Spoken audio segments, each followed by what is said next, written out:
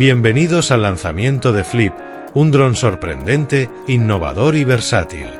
Es diferente a todo lo que DJI ha lanzado hasta ahora, diseñado para ser un dron selfie con la practicidad del Neo, pero con la misma calidad de imagen que el Mini 4 Pro. Ahora veamos las principales características reveladas en el vídeo de presentación.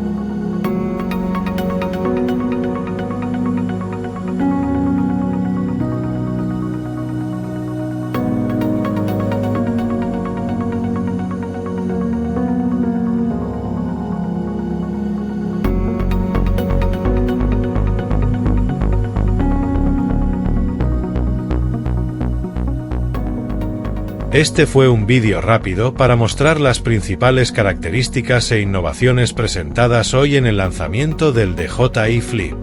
Ahora voy a analizar esta información y, pronto, haré un vídeo más detallado sobre cada una de estas características técnicas. Si te gustó este vídeo, dale like y no olvides suscribirte al canal para más novedades que compartiré pronto. Gracias por ver.